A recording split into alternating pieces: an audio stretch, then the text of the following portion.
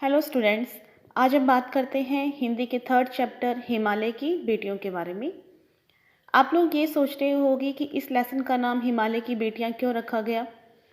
तो इसमें हिमालय को एक पिता के रूप में दर्शाया गया है, यानी हिमालय को मानव का रूप दे दिया गया है और जो नदियां हैं उन्हें हिमालय की पुत्री बताया गया है। तो चलिए शुरुआत करते हैं कि इस लेसन के जो राइटर हैं वो कौन है और वो क्या कहना चाहते हैं। यह पाठ लेखक नागार्जुन ने लिखा है, जिसमें उन्होंने हिमालय और उससे निकलने वाली नदियों के बारे में बताया है। लेखक कहते हैं कि अभी तक उन्होंने नदियों को दूर से देखा था, यानी उन्होंने नदियों को मैदानी भागों में बहता हुआ देखा है। और आप सब जानते हैं कि जब नदियाँ मैदानी भाग में एक समतल मैदान में बहती हैं तो वो एक बहुत ही विशाल रूप ले लेती है और एकदम शांत सभ्य प्रतीत होती है। लेकिन जब वो नदियाँ पर्वतों में बहती है तो वो उछल कूद करती हुई प्रतीत होती हैं, अपनी बाल लीलाएं करती हुई प्रतीत होती है। तो जब लेखक उन्हें पास से देखते हैं तो उनके मन में नदियों के प्रति श्रद्धा के भाव पैदा हो जाते हैं। लेखक को हिमालय की इन बेटियों की बाल लीलाओं को देखकर बहुत ही आश्चर्य होता है। वे कहते हैं कि ऐसा वो कौन है जिनसे मिलने के लिए इतनी बेचैन होकर बह रही है। यानी लेखक कहना चाहते हैं कि हिमालय जो कि इतना विराट है, तो हिमालय यानी उनके पिता, तो अपने पिता का इतना विराट प्रेम पाकर भी इनका हृदय जो है वो तृप्त नहीं हुआ, यानी शांत नहीं हुआ। तो वो कौन है जिनसे मिलने के लिए इतनी बेचैन उत्सुक होकर बहे जा रही है।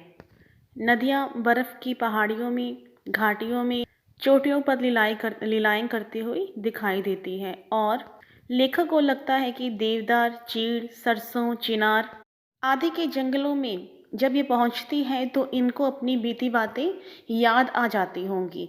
क्यों? क्योंकि वहाँ भी क्या होता है, पेड़ होते हैं, तो उनमें भी वो उछल कूद करती हुई ही प्रतीत होती है। तो इनको अपने बीते दिनों की याद आ जाती है वहाँ पहुँचकर।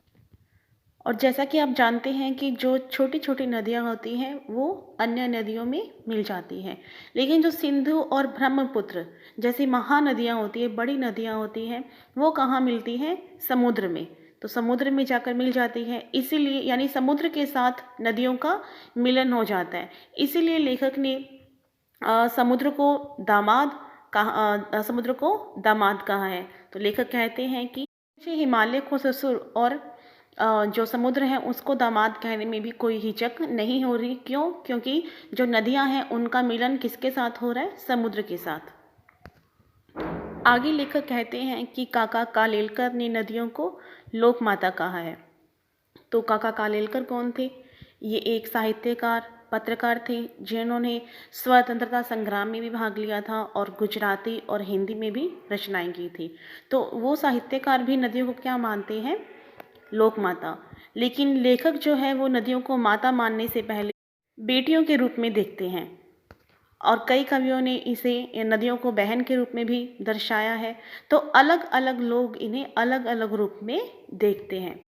आगे लेखक कहते हैं कि एक दिन उनका मन बहुत ही उदास हो गया था, तो वो तिब्बत में सतलज नदी के किनारे बैठ गए थे, उनके पानी में पैरों को लटकाकर। तो इनसे उन्हें बहुत ही शांति मिली। थोड़े ही समय में जो बहता हुआ जल था उसने लेखक को प्रभावित किया और उनका तन और मन दोनों ही ताज़ा हो गए और वो नदियों के बारे में कुछ गुनगुनाने लगे। तो ये यहाँ हमारा लेसन कंप्लीट होता है, हिमालय की बेटियाँ। आई होप आपको समझ में आया होगा। Thank you.